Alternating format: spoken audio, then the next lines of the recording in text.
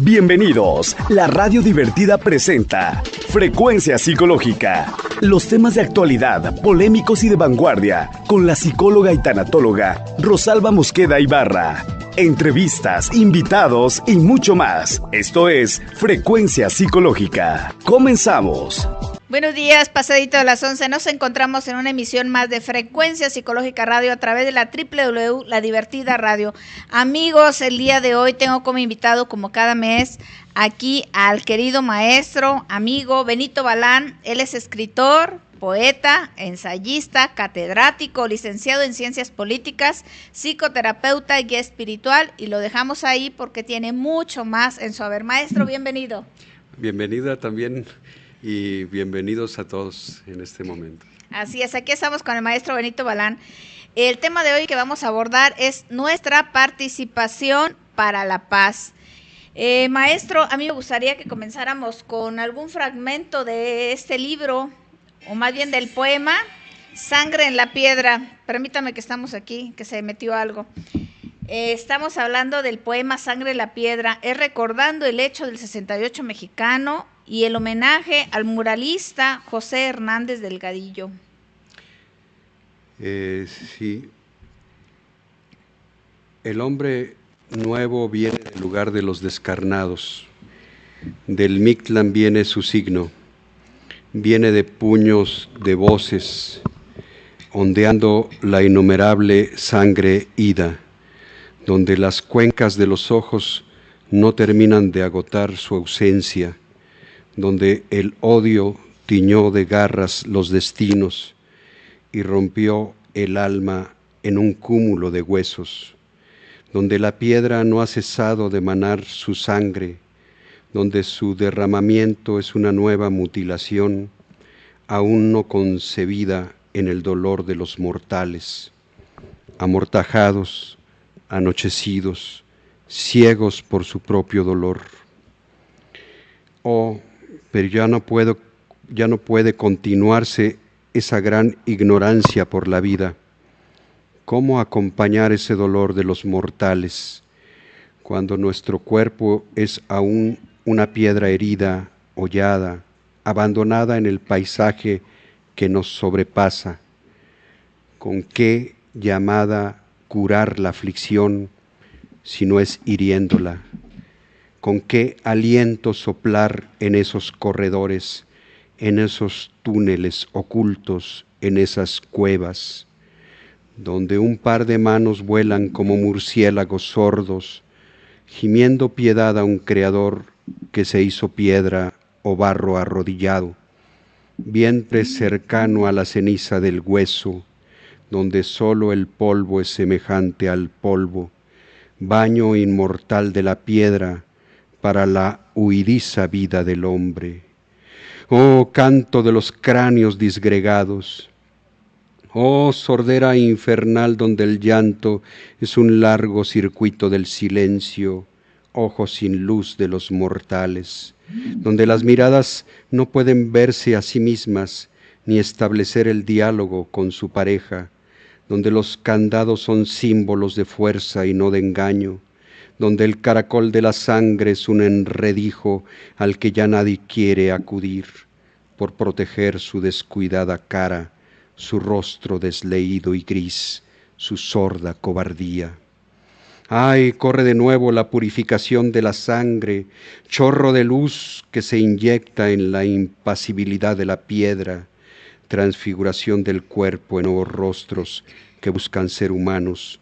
Y cuando la luz se ilumina de nuevo, cuando la angustia hace parir la piedra y se sonroja de nuevo la vergüenza para hacer volar los ángeles del cuerpo, las alas de la entraña, los rojos ojos con que estalla el corazón.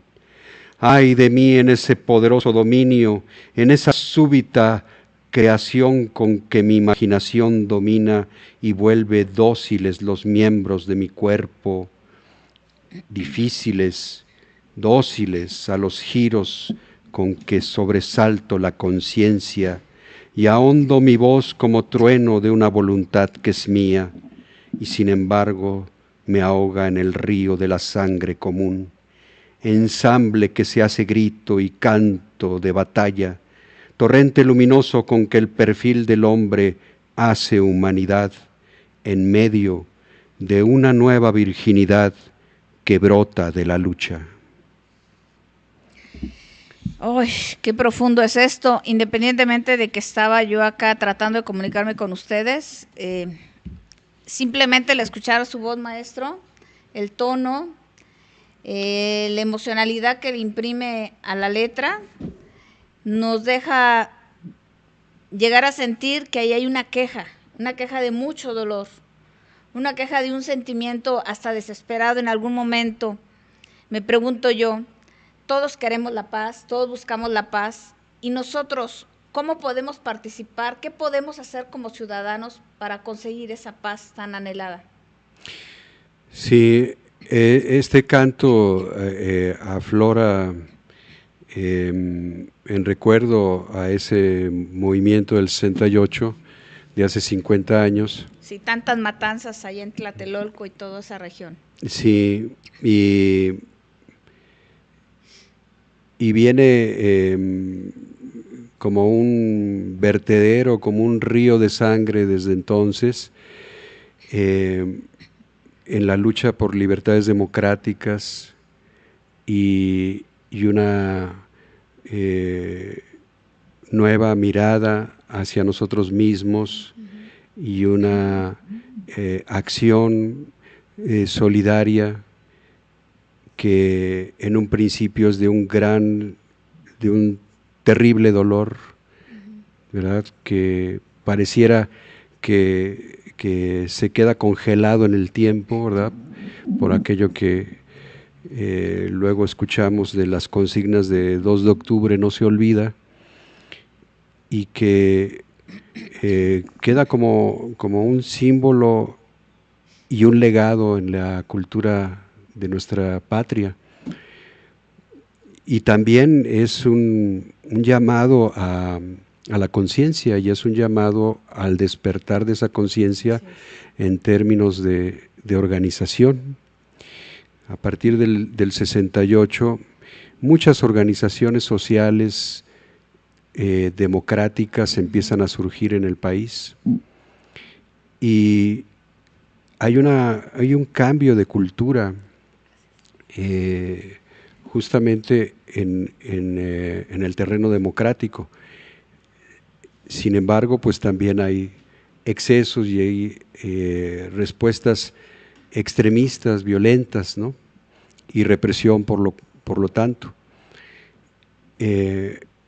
Esto va evolucionando, y después del 68, a rasgos o a saltos muy grandes en la historia, llegamos al 88, 20 años después.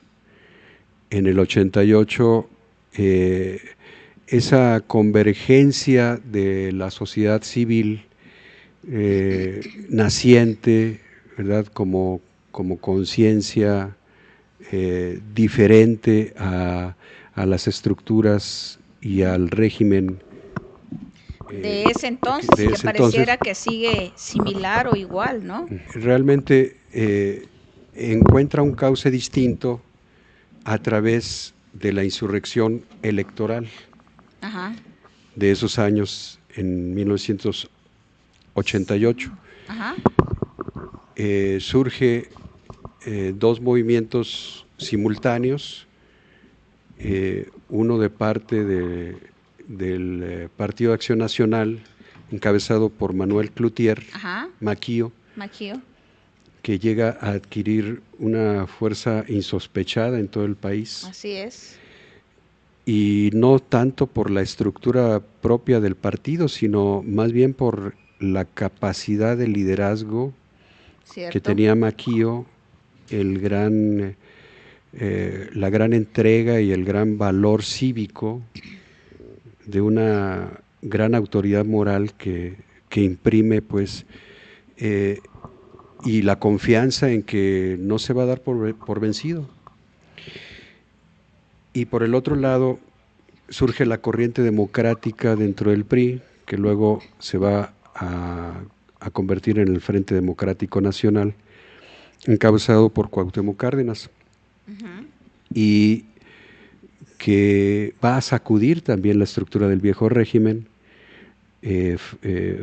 haciendo una fisura, ¿verdad?, dentro del propio partido, que se va saliendo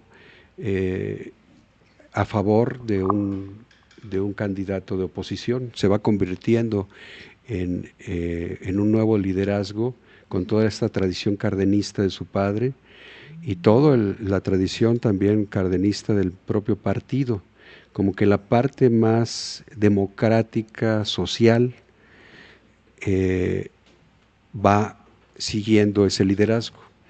Entonces va convergiendo, por un lado, con la anterioridad, con el antecedente de los estudiantes en el 68, con una participación evidentemente democrática y pacífica en su gran mayoría, y que va encauzando una nueva mentalidad de cómo concebirnos como sociedad frente a un régimen opresivo. Entonces estamos hablando de una lucha de más de 50 años. De más de 50 años, sí. Donde ha sido un constante estar llamando a la sociedad a un darse cuenta, a un hermanarnos, a un vivir de una manera organizada, como dice, para que realmente encontremos esa paz. Estamos en esa búsqueda y continuamos en esa búsqueda porque es una necesidad y es un derecho, la paz. Claro. Sí, estoy haciendo memoria histórica para aquel que sobre todo para los jóvenes que poco han oído hablar de esto, y para los que ya lo vivimos, pues para recordar, como poder resignificar lo que eso sucedió. Sí, porque si no... El fenómeno de la paz surge de una posibilidad de resignificación, ¿verdad?, en términos de reconciliación con aquello que se separó, con aquello que se perdió, y también de resignificar aquello que se destruyó y que hay que reconstruir. Particularmente estamos hablando de los vínculos, ¿verdad? Ajá. Vínculos personales, vínculos que cuando se rigidizan las instituciones y se convierten contrarias a la persona humana y al bien común, entonces es necesario reconstruirlas. Cierto. ¿No?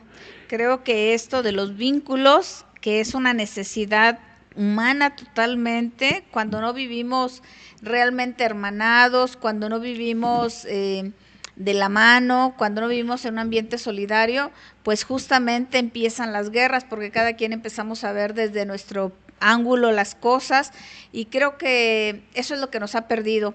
Y cuando hablamos de un llamado a la democracia, estamos llamados a unificarnos, a organizarnos, a ver el mismo frente y decir qué es lo que queremos. En nuestro caso y en el caso de mucha gente que estamos en este mismo frente común, queremos la paz. Queremos que haya una armonía solidaria, y que la podemos hacer y que esto puede ser real, que ya han venido anteriormente trabajando y luchando, como citaba el maestro Benito, Cloutier, Cárdenas, y ahora pues tenemos un nuevo frente con alguien muy valioso, me atrevo a citarlo, es el licenciado Andrés Manuel López Obrador, que todo esto es un movimiento con millones de ciudadanos que queremos, y apuesto y digo abiertamente, queremos un cambio, porque este cambio es un cambio donde está un llamado de paz social, de armonía, fuera de lo que citen las demás personas e imaginen. Yo los invitamos a que investiguen un poco más, a que realmente se den cuenta qué es lo que pretendemos, donde todos vamos a salir ganando verdaderamente, porque cuando hablamos de paz, la paz es armonía, y la armonía nos da un beneficio para todos, ¿cierto, maestro? Sí, estamos viviendo tiempos históricos. Bueno, la historia es de todos los días. Sin embargo, hay momentos y capítulos momentos especiales en donde la conciencia se junta, no solamente en la persona, sino en el colectivo. O sea, hay una fuerza social que se convierte en un movimiento. Claro. ¿Verdad? Estás citando y estamos viendo y viviendo Sí. el proceso electoral.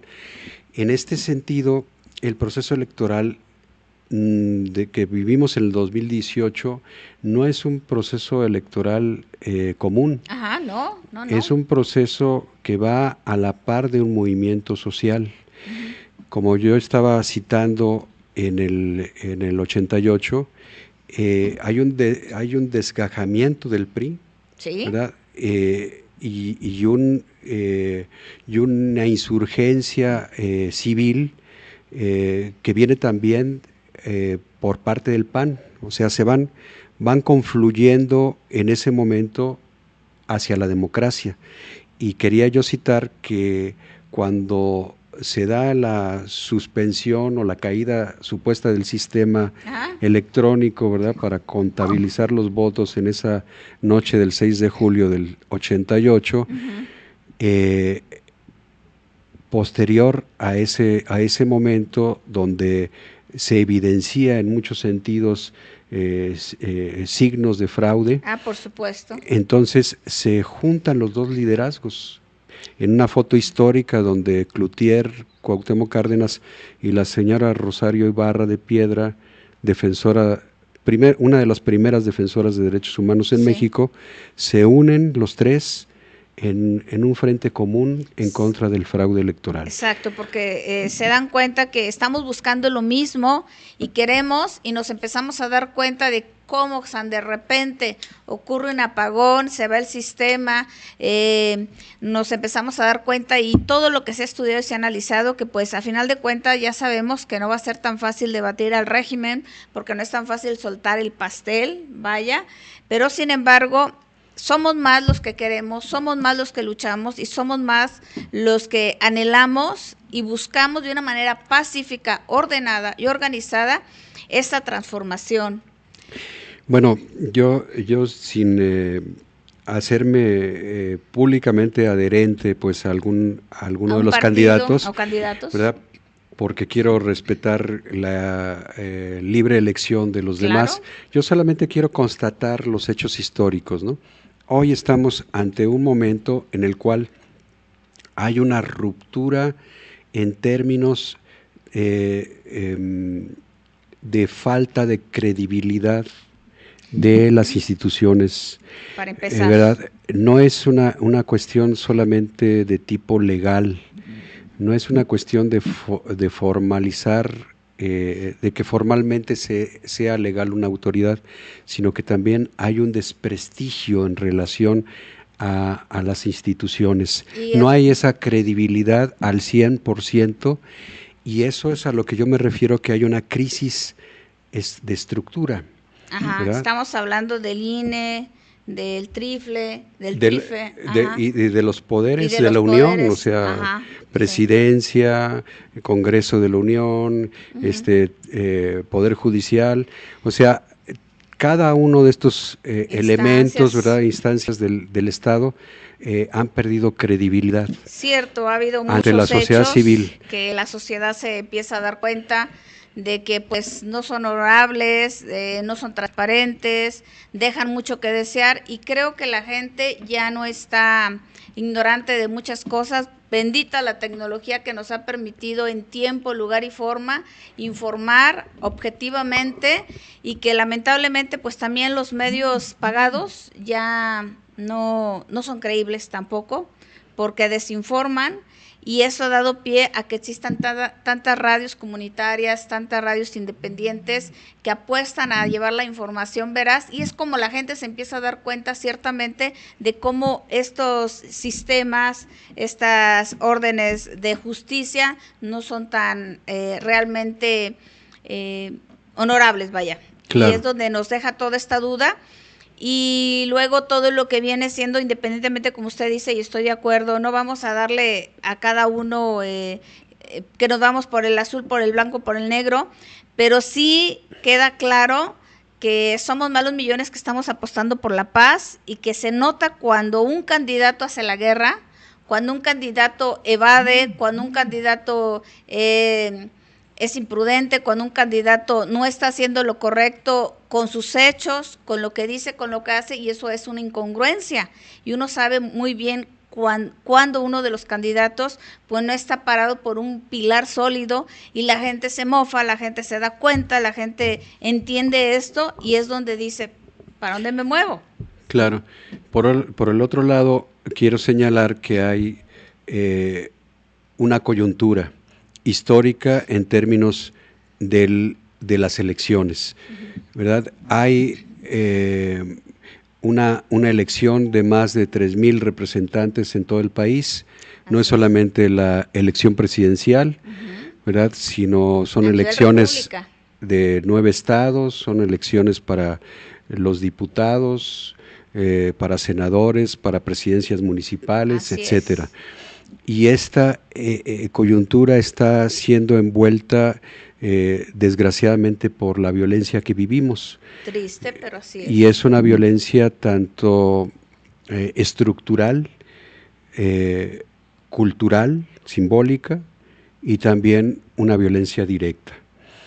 Una violencia directa que nos ha llevado, por ejemplo, a varios candidatos muertos de diferentes partidos, ¿verdad? Sí, de diferentes partidos. Del año pasado para acá, y que estamos en duelo en ese sentido, pero también hay un incremento de la violencia hacia la ciudadanía en diferentes sentidos, porque hay cada vez una mayor desprotección por la falta de presencia del Estado y de las instituciones estatales, donde yo añado que esta es parte de la crisis estructural. Una parte es el descrédito, pero otra parte es la desresponsabilidad de parte de las políticas públicas en términos de la protección y el bienestar de los habitantes del país. Por ejemplo, no se trata solamente de que haya más policías o que los soldados estén rondando en los lugares inseguros, que es necesario, en donde no existe policía o donde la policía está detectada como aliada al crimen, ¿no? Entonces, yo creo que ahí es completamente necesario. Sin embargo, el asunto no termina en cuanto a la protección, sino más bien tiene que ver con la prevención y tiene que ver con cómo se está atendiendo las necesidades sociales de las personas. Por ejemplo, hacía la reflexión una maestra en el sentido de que en Ciudad Juárez, donde ella vivió y luchó por los derechos de las mujeres, en esa ciudad no era solamente la ausencia de policía o de fuerzas de seguridad, sino que no había ni siquiera faros, o sea, no había faroles, pues, no había luz, no había caminos, no había guarderías, no había un centro de salud, no había una escuela. Es decir, hay lugares de crecimiento económico entrecomillado, ya sea agrícola o industrial, pero en la carencia absoluta de parte de los trabajadores, ¿no? O sea, bueno, sí, a los trabajadores o a las trabajadoras no se les da las condiciones suficientes para sobrevivir dignamente, Sí, ¿no? creo que el Estado tiene derecho a garantizarnos la paz, la seguridad, la salud. Por supuesto, como usted dice, envían personas a hacer ciertos servicios, pero a ellas mismos, ¿dónde está la protección? Como dice usted, lo mínimo que necesitamos es que haya luz para cuidarnos no solamente de criminales, sino de animales, de un accidente, de una situación, ¿no?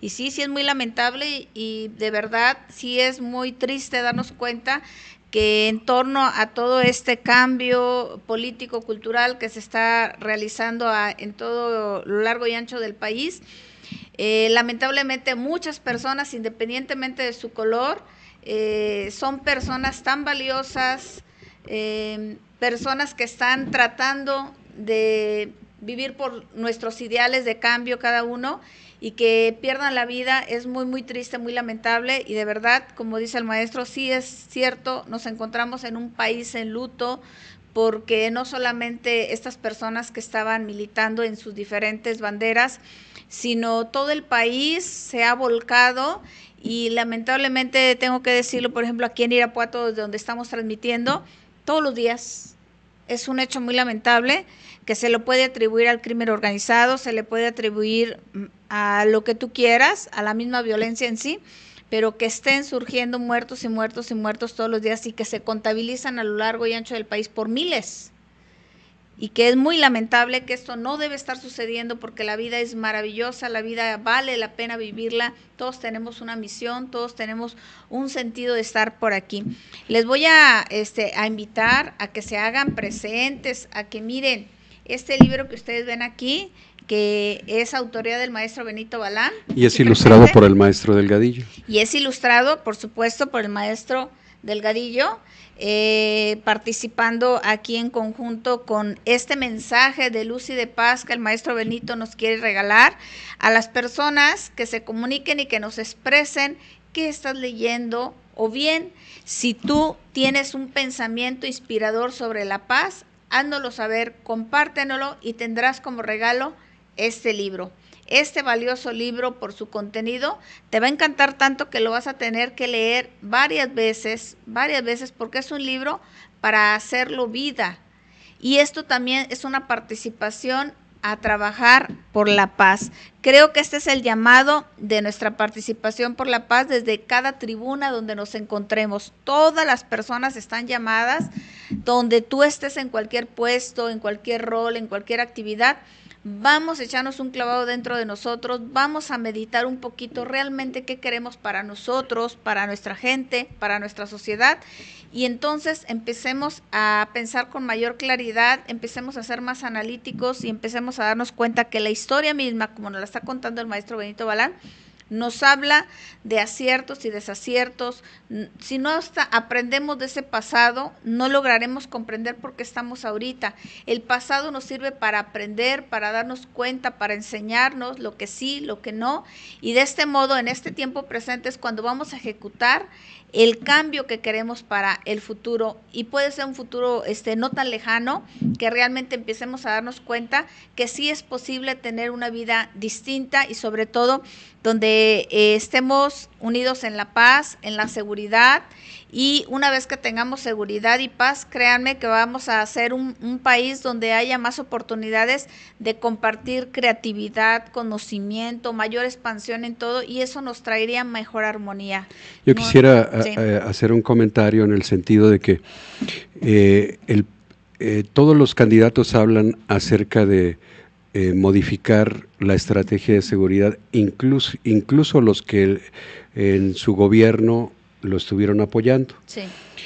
Pero yo creo que habría que hacer la diferencia en el análisis de que el cambio de estrategia para lograr esa paz se requiere abordar no solamente la violencia directa, que hemos dicho, no tiene que ver solamente con el uso de las fuerzas públicas, así es, sino que tiene que ser un proceso integrador, donde también la violencia estructural, es decir, de la carencia de las necesidades sociales que vinieron a efecto de la gran desigualdad social que se empezó a vivir en nuestro país a partir de la década de los 80s hasta la fecha, por todo el llamado o la doctrina neoliberal, Sí.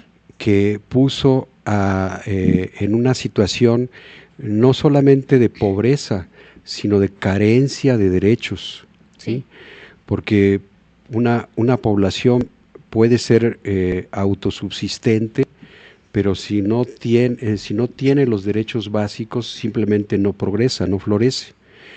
Entonces, ese es el signo de la desigualdad, la inequidad para tratar a las personas no solamente como diferentes personalmente, sino en la diferente situación en que cada quien vive, que no es lo mismo hablar una sola lengua como las 60 lenguas indígenas que hay en nuestro país, a ser bilingües o solamente hablar el español, Ajá. ¿sí? O sea, son diferentes situaciones de tipo cultural también, Sí. que no son atendidas de la misma forma. Y entonces el proceso de paz llega integradoramente, no solamente por la vía de parar la violencia directa, sino también de ir atendiendo las causas, las necesidades sociales, socioeconómicas, de desigualdad de derechos, y también en términos del respeto a la pluriculturalidad y a la creación de diálogo intercultural entre los mexicanos y mexicanas. Cuando, por ejemplo, estamos mirando la parte de la violencia simbólica, voy a dar el ejemplo en la campaña electoral. Sí. Una violencia simbólica nace de un cliché, de un prejuicio. Así es. Ese prejuicio que se crea sobre tal candidato o sobre tal movimiento, independientemente de que podamos estar en acuerdo o en desacuerdo, Ajá. pero se convierte en un adjetivo, en una suma de adjetivos que descalifican, y a nivel de los medios de comunicación masivo se convierte en un linchamiento mediático.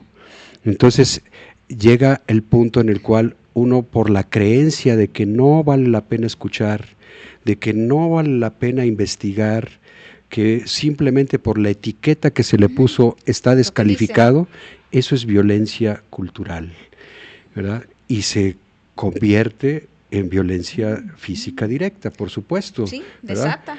O sea, desata ese odio, ese clima de odio, ese ¿no? Clima de odio. Entonces, por eso es necesario ir abordando los tres elementos que constituyen la violencia: Ajá. La directa, la estructural y la cultural. Sí, no se puede resolver el problema de la paz solamente por una vía. No, ¿sí? Creo que jamás. Y cuando se abona, por ejemplo, en el terreno electoral a la promoción del voto, se está defendiendo, ¿verdad?, una institucionalidad, ¿sí? Es decir, independientemente de los errores que pueda tener la institución del INE o los antecedentes históricos donde nos pueda evidenciar algún fraude cometido o algún delito electoral cometido, no significa por esto que la institución como tal no pueda servir a los mexicanos.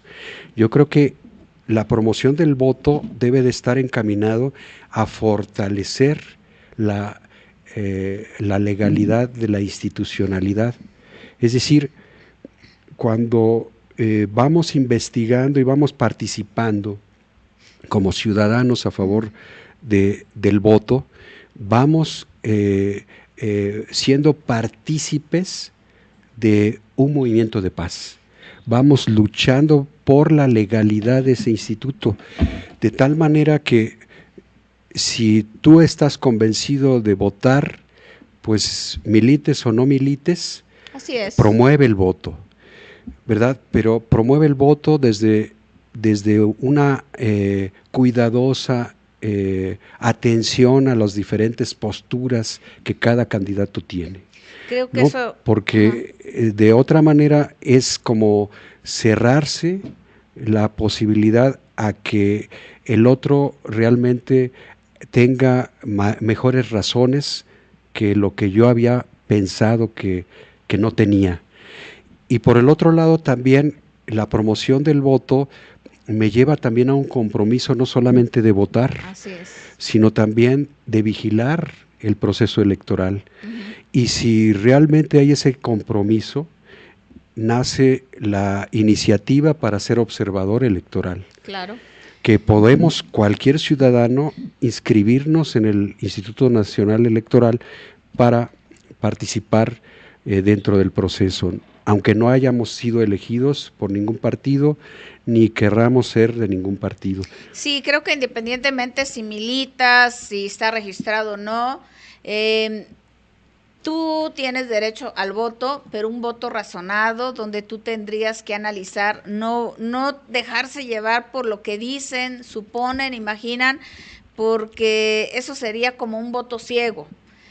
La invitación que hacemos y que estamos diciendo, lo primero es, hay que votar, porque esto es un deber ciudadano, porque es un compromiso de todos, y yo he escuchado varias personas, jóvenes, adultos, que dicen, ¿para qué? Siempre va a ser lo mismo. Créeme que con tu voto marcaríamos la diferencia y no sería lo mismo. Y un punto más, una vez que tú decides, lo analizas, lo piensas, lo razonas, entonces vas a esa defensa del voto, a esa vigilancia, a ese asegurarte que haya sido parte de tu elección y evitar justamente que ocurra lo que ocurrió en el 88, sí fue en el 88 cuando fue el fraude, ¿verdad? Un arrebato, una violación y una burla a la sociedad, digo yo, pues hay otras estrategias ahorita que están muy bien preparadas para que no ocurra eso y contamos con tu participación, militante o no militante. Te necesitamos como sociedad, te invitamos, te exhortamos a que lo hagas. Creo que tu valiosa colaboración va a ser la gran diferencia. Voy a enviar saludos por aquí a Sandra Angélica. Sandy, saludos a ti, a tu bebé, a tu esposo. A Sandy Miel, saludos allá donde estuvimos hace un ratito en esa conferencia con esa gente maravillosa. Allí a tu instituto, Sandy Miel. Rafael Villegas, compadrito, saludos, a ver cuándo nos vuelves a visitar aquí a un programa, seguro que tendremos mucho que platicar. Edgar Sandoval, saludos, viendo la transmisión, maestro. También por aquí tenemos a Marty Gómez, una amiguita de muchos años, te queremos. A Patti Salas, colega, vente también, vamos a echarnos una charla muy amena. Creo que tenemos mucho de qué platicar al aire con el auditorio. Les decía yo que aquí está el libro del maestro Benito Balán, que puede ser tuyo. Puedes compartirnos una frase de paz que te nazca, que tú la hagas tuya y que no la puedas compartir, o bien que nos cites qué estás leyendo, ¿Qué nos deja ese libro que nos quieras compartir? Eso sería muy interesante porque estamos intentando invitarlos a la lectura, ¿cierto, maestro? Claro. Quisiera, antes de que concluya el ¿sí? programa, abundar sobre esta visión de paz, ¿no? Sí. que es retomada por la experiencia latinoamericana y del mundo, en términos de evolucionar a un concepto de justicia restaurativa. Yeah. No quedarnos con la justicia penal, porque esa concepción es una concepción de resolver las cosas de una manera muy punitiva, mediante simplemente el castigo ejemplar que se requiere para los delincuentes. La justicia restaurativa tiene que ver justamente con el objetivo de encontrar la paz. Ajá. ¿Cómo encontrar la paz? A través de esa reconciliación, donde la diferencia entre la justicia penal y la justicia restaurativa es que en la justicia penal se hace un daño a la ley. En cambio, en la justicia restaurativa se hace un daño a las personas y a las comunidades. Y en ese sentido se adquiere desde luego una obligación del victimario o del agresor sobre el delito cometido. Sin embargo, no es mediante el castigo, sino mediante la reparación del daño y la restauración de la relación rota en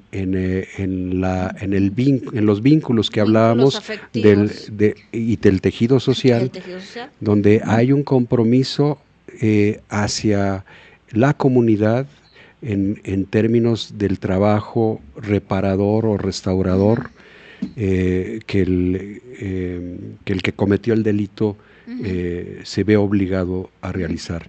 Pero también hay un compromiso de parte de la comunidad, como asumiendo, ¿verdad?, que las condiciones para que ese delito se provocara también viene de un desbaratamiento del tejido social, donde todos de alguna manera tenemos algo que ver, y ahí se da una participación en términos socioafectivos, ¿verdad?, y en términos materiales y en términos espirituales, ¿no?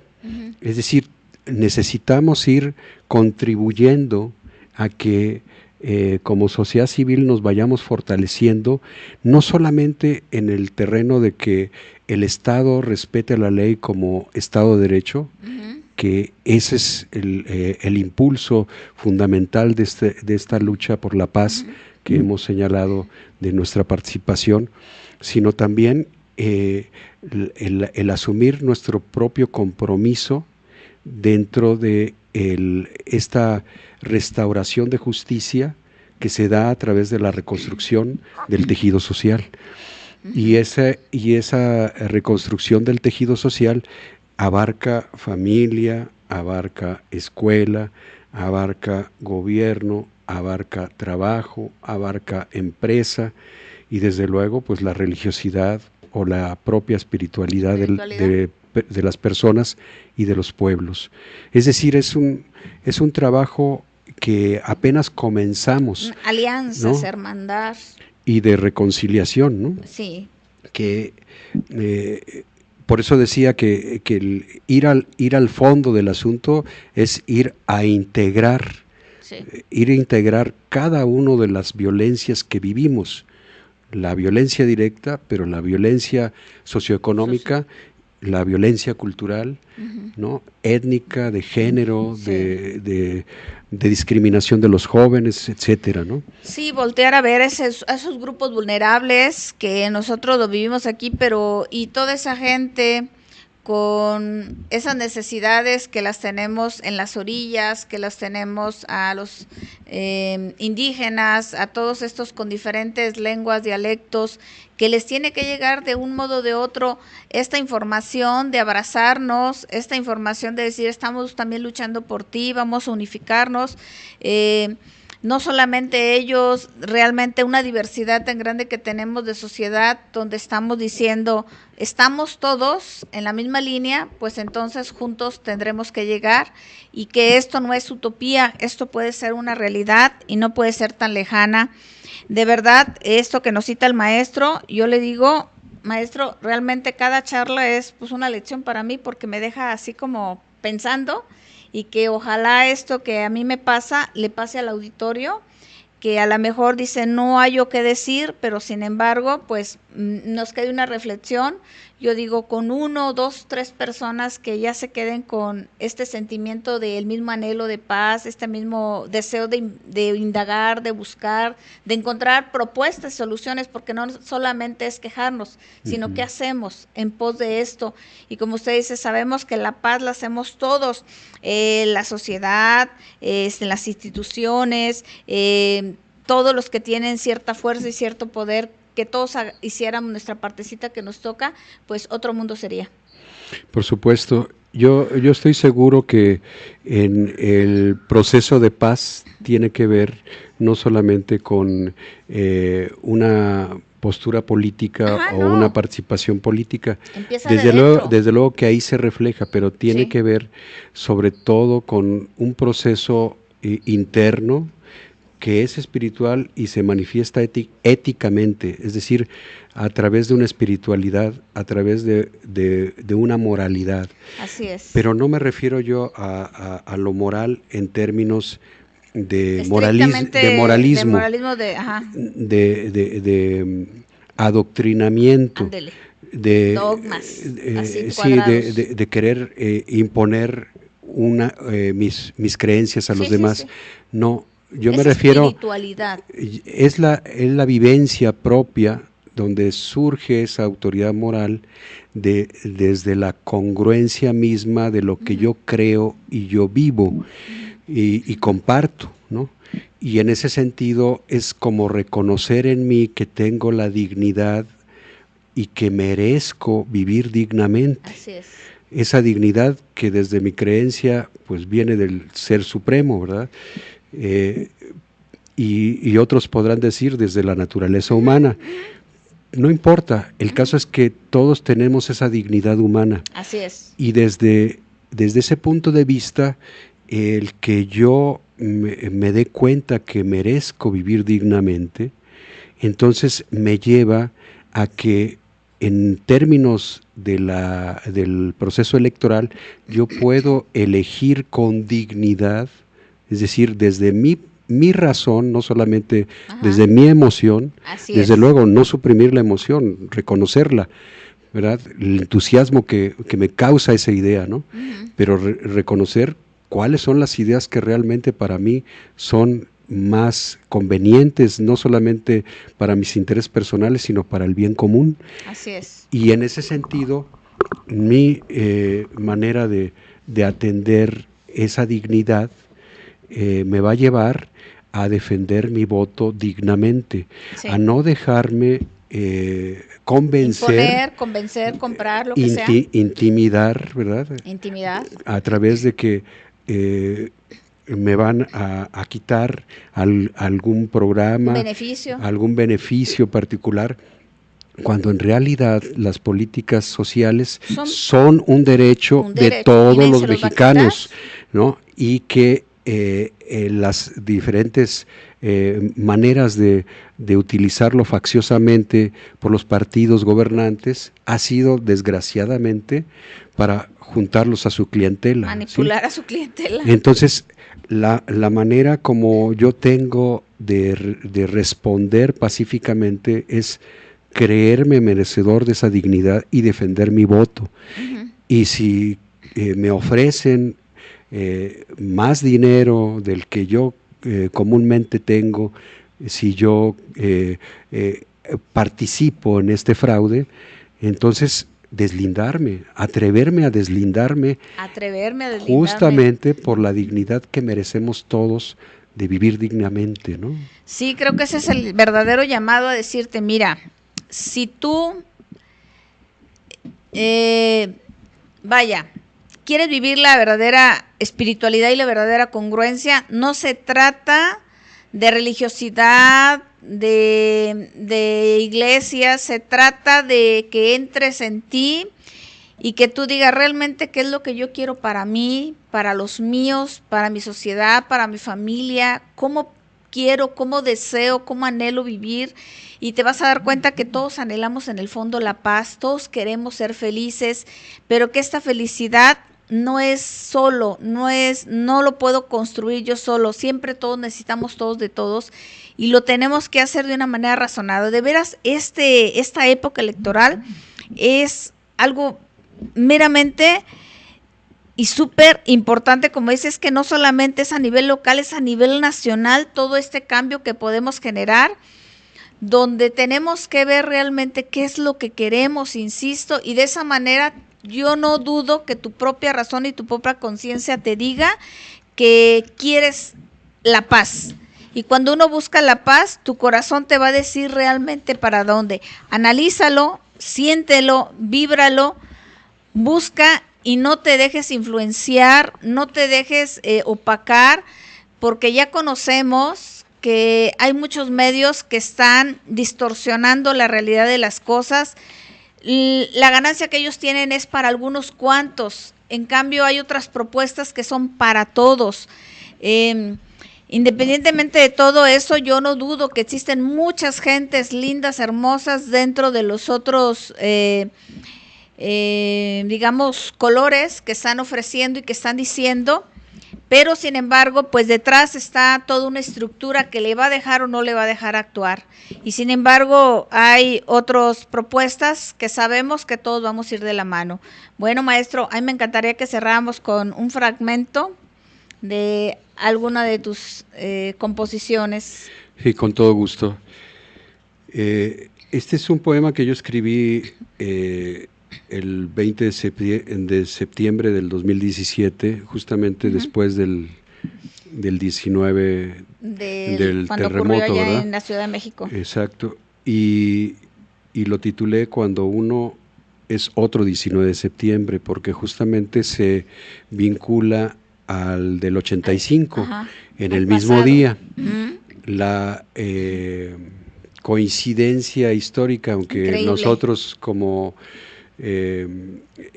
investigadores de la mente humana sabemos que no hay coincidencias, sino también se refrenda más bien como una necesidad de un reencauce, de la historia, ¿no? Porque después del 85 vino el 88. Sí. Si tú recuerdas. Sí. O sea, vino esa insurgencia electoral. Así es. Y es algo muy parecido a lo que estamos viviendo hoy. ¿Verdad? En el 17 estuvo el 19 de septiembre. Hoy ya hay un movimiento social, electoral, que está rebasando en mucho a los partidos políticos. Digamos que es un llamado de conciencia universal que nos está diciendo... Y muchos va encauzado justamente por ese deseo de reconstruirnos como sociedad, de reconciliarnos, ¿verdad? La naturaleza nos habla y de encontrar esa mutua solidaridad que aquí lo vimos desde el 19 de septiembre y que se ha venido generando. Yo así veo los procesos, no solamente como el hecho de esta coyuntura, sino como los procesos históricos que se van desarrollando. Y por eso así le titulé, Cuando uno es otro 19 de septiembre. Las almas no tienen brazos, pero los alzan, mucho más alto que los brazos del cuerpo. Los ojos del alma miran más allá de los escombros y escuchan los lamentos que gimen en la estructura colapsada.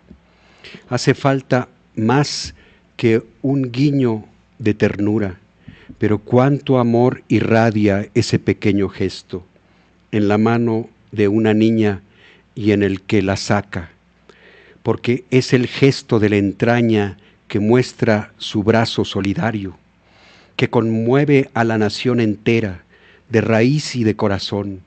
Hace falta que nos veamos como espejo en la ciudad derrumbada, como espejo roto en medio del desastre, y que al recoger esos pedazos de gritos, no se vean solos, sino compartidos, y que ante esa palidez de muerte y ese correr del susto, yo y tú y nosotros, dejemos de caer en el mismo desamparo y en la misma suerte.